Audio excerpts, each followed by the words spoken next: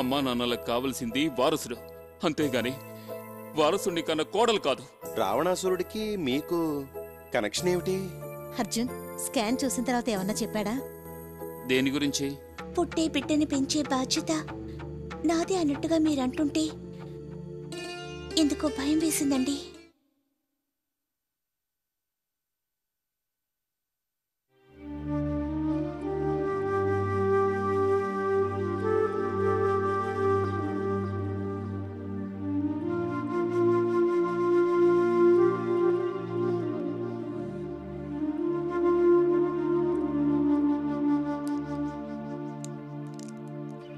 మళ్ళీ రాత్రికి వేసుకోమన్నారు కదండి? భోంచేసిన తర్వాత వేసుకోమన్నారు.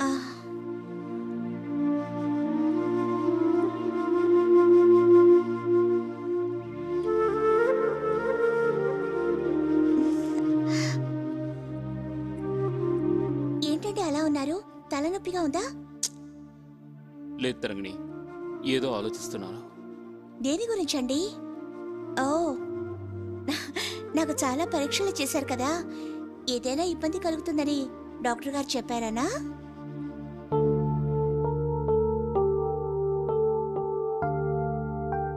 అవును, అదే. నాకే ఇబ్బంది ఉండదండి, నేను చెప్తున్నాను కదా, నమ్మండి. నువ్వేం డాక్టర్ కాదుగా. డాక్టర్లు మనిషిని అనేక రకాలుగా పరీక్షించగాని చెప్పలేరండి. కడుపుతో ఉన్న ఏ మనిషి అయినా బిడ్డ కదలికలు, ఎంత బరువు పెరుగుతోంది అన్నవి నిమిషానికి తెలుస్తూనే ఉంటాయి. ఏ తేడా ఉన్నా ముందుగానే తెలిసిపోతుంది. మీ పాప కడుపులోనే అల్లరి చేస్తోంది, అవన్నీ నాకు తెలుస్తూనే ఉన్నాయండి. తరంగిణి, ఆడజన్మ ఎంత గొప్పది. అదేంటండి అకస్మాత్తుగా ఆడాళ్ళని పొగిడేస్తున్నారు?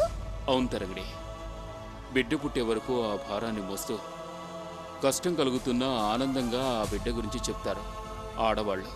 ఎంత తీయని బాధను తాను అనుభవిస్తూ భర్తకు మాత్రం పుట్టబోయే బిడ్డ గురించి భర్త ఆనందపడేలా చెప్తారు. ఇంత ఓర్పు ఉండబట్టే స్త్రీని భూదేవితో పోలుస్తున్నారు.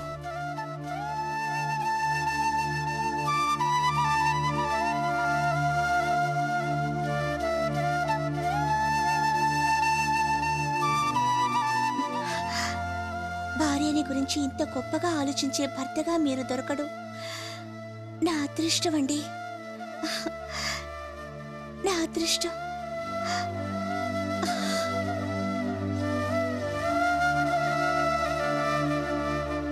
ప్రతి భర్త భార్య గురించి ఈ నిజం తెలుసుకుంటే ఏ సంసారంలోనూ కలతలే ఉండవు తరంగిణి. అలా అర్థం చేసుకుంటే ఆలు మగలు ఇద్దరు అదృష్టవంతులేనండి. అదృష్టం. ప్రపంచంలో ప్రతి మనిషిని ఆనందపరిచేది, బాధ పెట్టేది అదృష్టం అనే మాటే తరంగిణి. ఈ అదృష్టం అనేది కనిపించంది, కానీ మనిషిని శాసిస్తుంది. అదేంటండి?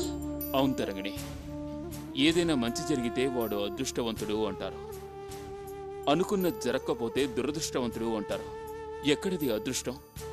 కళ్ళకు కనిపించంది. అది మనిషి జీవితంలో అడుగడుగునా ఎందుకు అంత ప్రాముఖ్యత వహిస్తుందో అర్థం కావడం లేదు. అదృష్టం, విధి, తలరాత, ఇవన్నీ మనిషి తనకు జరుగుతున్న సంఘటనలకు కారణం తెలియనప్పుడు మనసుని సమాధానపరుచుకోవడానికి వాడే పదాలండి. ఆ పదాలకి ఆకారమే ఉండదండి. ఎంత లోతుగా ఆలోచించావు తరంగిణి. అయితే మనకి ఏ మేలు జరిగినా కీడు జరిగినా అది అదృష్టమో దురదృష్టమో అని సమాధాన పడిపోవడం, ఆ కీడుని మర్చిపోవడం మంచిదే కదూ?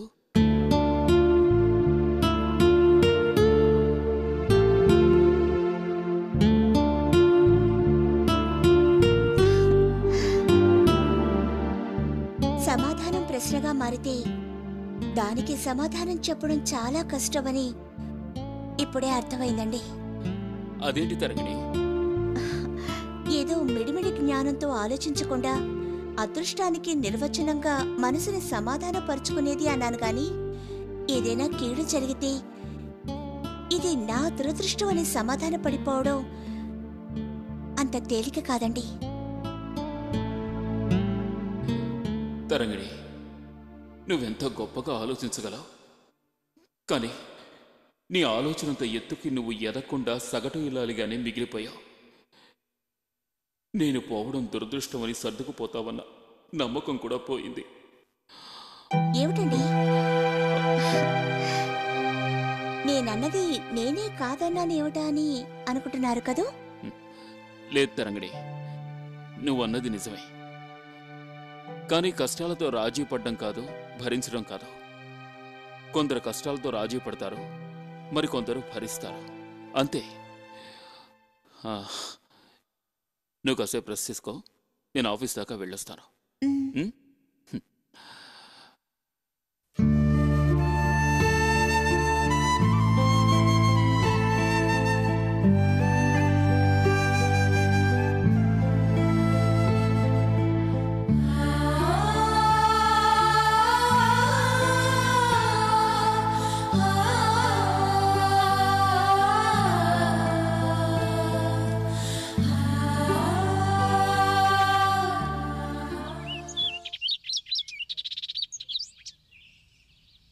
లాయర్ గారు, ముందా వీలునామా చదవండి.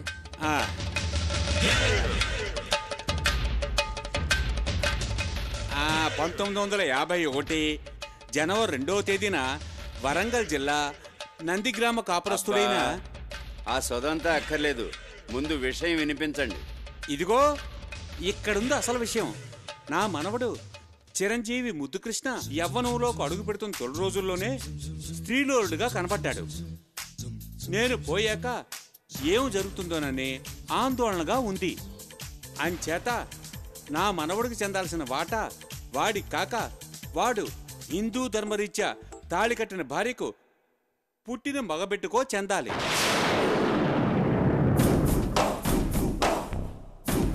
ఇదంతా నా స్వార్జితం.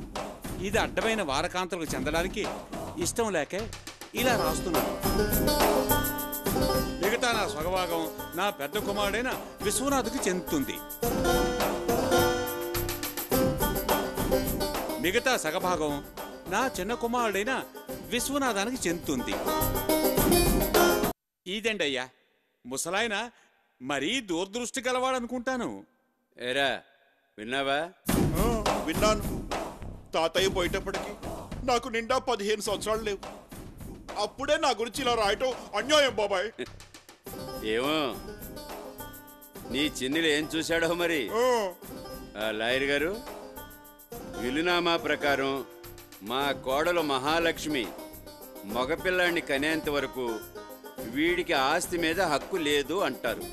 అక్షరాలా లేదండి బాబాయ్. ఒకవేళ లక్ష్మికి మగబిడ్డ పుట్టకపోతే అంతేనా? పుట్టకపోతే అనే సందేహం నీకు అక్కర్లేదురా. మన వంశంలో 6 తరాల నుంచి మగ సంతానమే. నువ్వు మన వంశంలో చెడపుడితే తప్ప మగ సంతానానికి నోచుకోవు. అలా తీసేకు బాబాయ్. వచ్చే ఏడాదికి మగపిల్లాడు పుడతాడు. అన్నా, మగపిల్లాడంటే వదినమ్మ బిడ్డ అన్న పాయింట్ గుర్తుంచుకో. లక్ష్మి, ఏంటో చెప్పండి.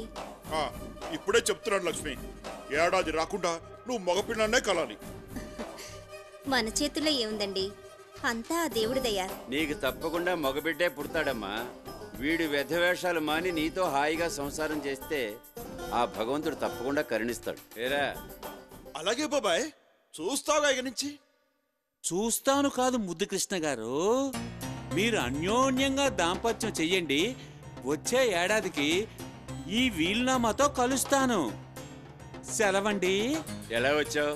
స్టేషన్ నుంచి ఆటోలో వచ్చానండి. నేను డ్రాప్ చేస్తానుండు. అమ్మా లక్ష్మి, ఇవాళ నాకు ఉలవచారు తినాలని ఉందమ్మా. అలాగే మామయ్య, చేస్తాను. నువ్వు చేయటం కాదమ్మా, వీడి చేస్తాడు బ్రహ్మాండంగా. ఎరా? అలాగే బాబాయ్, సూపర్. నేను చేస్తా కదా, మీరు వెళ్ళండి. పదండి.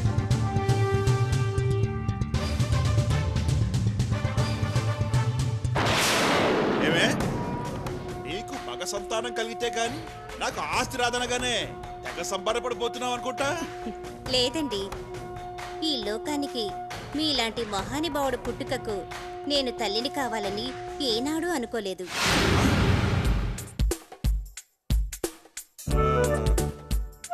అన్నా ఆ, తలారా స్నానం చేసి శీర్షాసనం వేసి ఆలోచించన్నా అర్థమవుతుంది. ఆ.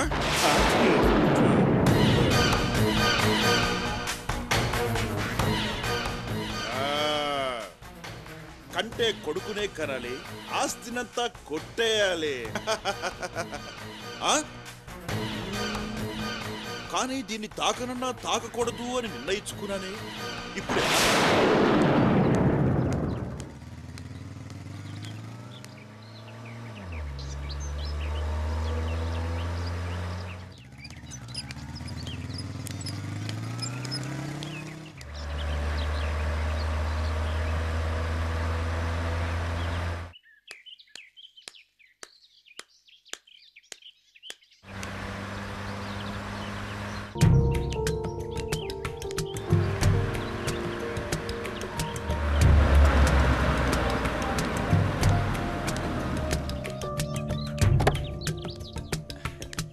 నమస్కారం సార్. ఏంటి కనపడకుండా పోయో? నువ్వు కనపడకపోయేసరికి ఎంత కంగారు పడ్డావో తెలుసా? సారీ సార్, నేను ఇప్పుడు పూర్తిగా మారిపోయాను. ఏమిటి ఈ అవతారం? ఇది సరేలే కారు ఇది అది కాదండి. నువ్వు ఇంకేం మాట్లాడుకో, ఎవరన్నా చూస్తే బాగుండదు. చెప్పిన మాట విను, కారు ఎక్కు. ఈ సామాన్లు నారాయణ, ఆ మనవాళ్ళని సిమెంట్ షాప్కి వెళ్ళి ఆ బస్తాలు దించేయమును. అలాగే నువ్వు అలాగే సిమెంట్ షాప్ దగ్గర నుంచి ఈ సామాన్లు తీసుకొని గోడానికి వచ్చేసి. అలాగే ఎక్కెక్కు.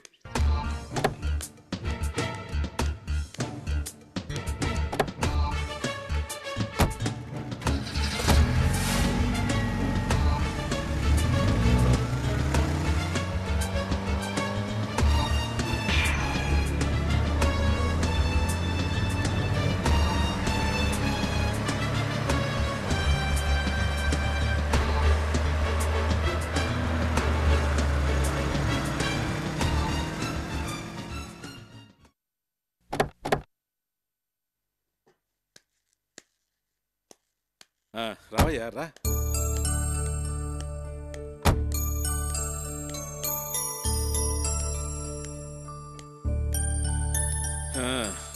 కూర్చోవయ్యా, కూర్చో. వద్దులేండి సార్, మీ ముందు కూర్చునే అర్హత నాకు లేదు. అదేమిటే ఎంత చేంజ్ నీలో? ఏ సార్, రాకూడదా? రాకూడదని కాదు, ఎంత మంచి చేంజ్ రావటం మా అందరికీ ఆనందమే. కానీ ఇంత త్వరగా ఎలా వచ్చిందన్నది ఆశ్చర్యంగా ఉంది. కూర్చో. నా పూర్వజన్మ సుకృతం వల్ల ఓ మహానుభావుడు నాకు జ్ఞానోదయం చేశాడు. ఎవరయ్యా ఆయన? ఆ మహానుభావుడు పేరెందుకులేండి సార్. అసలు ఏం జరిగింది? ఆ రోజు నేను బజార్కి వెళుతూ తాగిన మత్తులో ఓ మహానుభావుడి కారు కింద పడ్డాను. ఆయనే నన్ను కాపాడాడు. తన ఇంటికి తీసుకెళ్ళాడు. అది ఇల్లు కాదు సార్, దేవాలయం. కన్నవాళ్లు కాళ్ల వెళ్ళా పడ్డా ఏమాత్రం మార్పు రాని నాకు ఆ మహానుభావుడి మాటలతో ఎంతో మార్పు వచ్చింది. తాగుడికి బానిసనైన నేను దాన్ని పూర్తిగా మర్చిపోయాను సార్. Is it? అవును సార్, ఆయన మాటల్లో మహత్యం ఉంది. ఇన్నాళ్ళు నా జీవితం ఎంతగా వృధా అయిపోయిందో నాకే తెలిసింది. మరి ఆ సున్నం డబ్బా, నిచ్చెన అవన్నేంటి? కష్టపడి సంపాదించు, ఓ మనిషిగా బ్రతుకు, 10 మందిలో నువ్వు ఓ మనిషిగా నిరూపించుకోమన్నాడు. కష్టజీవికి ఏ పనైనా ఒకటే సార్. అందుకే ఇళ్లకి సున్నం వేసే పని చేస్తున్నాను. నీకెందుకయ్యా కష్టం? ఆనాడే చెప్పాను నీకు నా వ్యాపారాల్లో ఏది కావాలన్నా ఇస్తానని. ఈనాడు మళ్ళీ అదే మాట చెప్తున్నాను. నీకిష్టమైన వ్యాపారం ఏదో అడుగు. సార్, నాకు ఎందుకింత వ్యాపారాన్ని ఇస్తానన్నారు? అది నేను చెప్తాను సార్. ఓ రహస్యం నాకు తెలుసు. అది చెప్తే మీ అబ్బాయి ప్రాణాలు పోతాయి. అందుకే ఇస్తానన్నారు. అవునా? అవును సార్, తోడబుట్టిన చెల్లి కాపురంతో వ్యాపారం చేయాలనుకునే నీచుడు ఈ ప్రపంచంలో నేనొక్కడినే అయి ఉంటాను సార్. కార్తీక్. అవును సార్, నేను మిమ్మల్ని బ్లాక్మెయిల్ చేయడం ఎంత నీచమైందో నాకు తెలిసొచ్చింది. కష్టపడి బతకాలనుకున్నాను, బతుకుతున్నాను. మంచి నిర్ణయమే. అయినా నా ఆఫర్ నేను వెనక్కి తీసుకోవట్లేదు. వద్దు సార్, నిజంగా మీ వ్యాపారాన్ని తీసుకోవడానికి నేను అంగీకరిస్తే నన్ను నేనే అసహించుకున్నట్టు. సరే, నా ఫ్యాక్టరీలో ఎక్కడ ఏ జాబ్ కావాలని వచ్చి చేరు. Sorry sir. నా వ్యక్తిగతంగా నేను సంపాదించుకున్న పైసాలోనే నాకు తృప్తి ఆనందం ఉంటుంది. అదే నా గురూజీ చెప్పింది. నేనిప్పుడు హాయిగా బతుకుతున్నాను. మళ్ళీ నన్ను ఆశల సుడిగుండంలోకి లాక్కండి సార్. నన్ను ఇలాగే బ్రతకనివ్వండి. గుడ్. తరంగిణికి ఈ విషయం తెలిస్తే ఎంత సంతోషిస్తుందో. లేదండి, తన మనసు వెన్నలాంటిది. తన అన్న ఇలా కష్టపడుతున్నానని తెలిస్తే తను తట్టుకోలేదు సార్. నన్ను ఈ పని మాన్పించేదాకా తను నిద్రపోదు. కానీ నేను గర్వంగా కష్టార్జితంతో బతకాలని నేను ఈ దారిని ఎంచుకున్నాను. అది చాలా మంచిదైంది. అందుచేత దయించి నా చెల్లితో నేను కనిపించానన్న సంగతి కూడా చెప్పకండి సార్. అలాగా? ఆ, మరి తరంగిణి చూడాలనిపించడం లేదా? చూస్తాను సార్. నా చెల్లికి పాపో బాబో పుడితే అప్పుడు ఆ బిడ్డకి మేనమామగా కనీసం ఓ చిన్న ఉంగరంతో వచ్చి చూస్తాను. అంతవరకు నా దారిలో నన్ను పోనివ్వండి sir. I'm so happy mister Karthik. మనిషి తన తప్పులు తెలుసుకున్నప్పుడు నిజమైన మనిషి అవుతాడంటారు పెద్దలు. నీలో ఆ మనిషిని ఇప్పుడు చూస్తున్నాను. Go ahead. All the best. God bless you. Thank you sir. నేను వస్తాను. బాబు గారు, నా వస్తువులు ఎక్కడ పెట్టావు? బయట ఉన్నాయి సార్. ఎక్కడ తెమ్మంటే అక్కడ తీసుకొస్తా. వద్దు వద్దు, నాకు అన్నం పెడుతున్నావి అవి నేను తీసుకెళ్తానులే. సరే. అయ్యా, ఫ్యాక్టరీలో సిమెంట్ సరిపోలేదట. వాళ్ళకి ఫోన్ చేసి ఇంకో లారీ తెప్పించారు. సరే.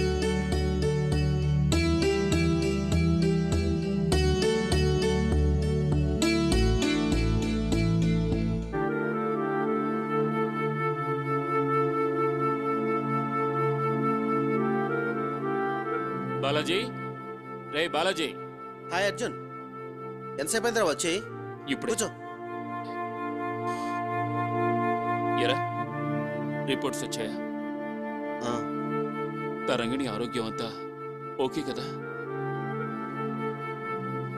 ఏంట్రా అలా ఆలోచిస్తున్నావు?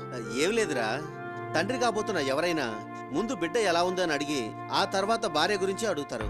నువ్వేంట్రా తరంగిణి గురించే తాపత్రయపడుతున్నావు? అదే నా పరిస్థితి.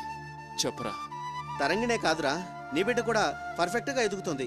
సంపూర్ణ ఆరోగ్యంతో పన్నంటి బిడ్డను ప్రసవించబోతుంది తరంగిణి. ప్లీజ్ రా, నా మాట వినరా. నా చేత వృత్తి దోహం చేయించొద్దురా. నా నోటితో ఆ బిడ్డ వికలాంగుడు చెప్పలేనురా.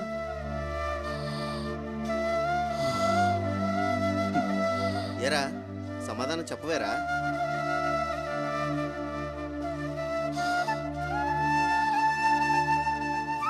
నేనేం చెప్పదలుచుకోలేదురా. అదేంట్రా? అవును, పదే పదే నా గుండెలను కోసే నీ ప్రశ్నలకి సమాధానం చెప్పే శక్తిని నేను కోల్పోయానురా. సారీరా, ఎంతగా రాజీ పడదామన్నా నా మనసు అంగీకరించడం లేదురా. ఓకే బాలాజీ, నిన్ను నీ మనసుని బాధ పెట్టే అధికారం కానీ అనుబంధం కానీ నాకు లేవు. ఆ రిపోర్ట్స్ ఇచ్చే తీసుకెళ్ళి ఆ శుభవార్త ఇంట్లో అందరికీ చెప్తాను. ఎరా, ఎంత మాట అన్నావురా? నీకోసం నేను బాధపడకూడదా? ఏ, నేను ఆత్మీయుడు కాదా నీకు? నీకు నేను ఆత్మీయుడే. నా కోసం నువ్వు బాధపడతావు. ఎప్పుడో తెలుసా, నా కోరిక మంచిదైనప్పుడు, మానవత్వం ఉన్నప్పుడు. కానీ బాలాజీ, మానవత్వం పూర్తిగా నశించిన కోరికరా నాది. దానికోసం నువ్వెందుకురా బాధపడాలి? నువ్వెందుకురా బాధపడాలి? ఆ రిపోర్ట్స్ ఇచ్చేరా, నేను వెళ్ళిపోతాను. నీ కోరిక మానవత్వం నశించిన కోరిక కాదురా. అలాంటిది అయితే ఇంత మానసిక సంఘర్షణకు లోనయ్యేవాడివే కాదు. నీది మానసిక సంఘర్షణరా, నాది ఓ మనిషి నిండు జీవితాన్ని బాగు చేయాలనే తపన. ఈ రెండిటికి పొత్తు కుదరదని తెలుసుకున్నానురా. అర్జున్, ఆ రిపోర్ట్స్ ఇస్తే మీ ఇంటిలో పాది తరంగిణితో సహా అందరూ ఆనందంతో పొంగిపోతారా? ఆ తర్వాత అంటే నువ్వన్నట్టు తరంగిణి జీవితంలో పెళ్లి ప్రసక్తే లేకపోవచ్చు. అది తెలిసాక కూడా నువ్వు బిడ్డ గురించి అబద్ధం చెప్పనంటున్నావు కాబట్టి నా ఆలోచనే పొరపాటు కావచ్చు. అర్జున్, స్థిమితంగా మరోసారి ఆలోచించు. నిర్ణయం తర్వాత తీసుకోవచ్చు. సారీరా, సారీ. ఇంకా ఆలోచించే శక్తి నాకు లేదు. నేను బయలుదేరుతాను రా. అర్జున్, రిపోర్ట్స్ నేనే తెచ్చిస్తాను. ఇంక నేనేమి అడగలేను. రే, వెళ్ళే ముందు ఒక్క మాట చెప్పాలరా, వింటావుగా? వింటానురా, కాసేపు కూర్చో. నేను చెప్పాల్సింది చెప్పే వెళ్ళిపోతాను రా. ప్లీజ్, డాక్టర్గా చెప్తున్నాను. నువ్వు ఇప్పుడు చాలా టెన్షన్లో ఉన్నావు. ఈ టెన్షన్లో నువ్వు డిసైడ్ చేసుకొని వెళ్తే నీకే కాదు, చాలా మందికి ప్రమాదం రా. ప్లీజ్, నువ్వు కాసేపు కూర్చో. కూర్చుంటాను రా. నాకేదో అవుతుందని కాదు, నా డెసిషన్ వల్ల ఇతరుల ప్రాణాలు పోతాయని.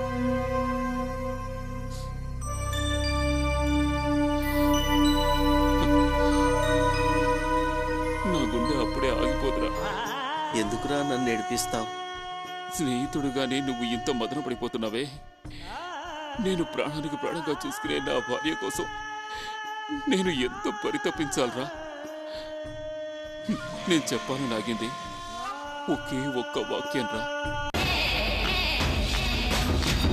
నా కోరిక, నీ వృత్తి ధర్మం రెండు సంఘర్షంలో ఉన్నాయిరా. ఆడదానికి కాన్పంటే మరో జన్మ అంటారు కదండి. అమ్మాయికి మరో జన్మ ఆ దేవుడే ప్రసాదిస్తాడే. ఇక కాన్పు, కడుపులో ఉన్న బిడ్డ గురించి నువ్వేం ఆలోచించకు. మన ఆశలన్నీ పుట్టబోయే బిడ్డ మీద పెంచుకోవటం చాలా మంచిది.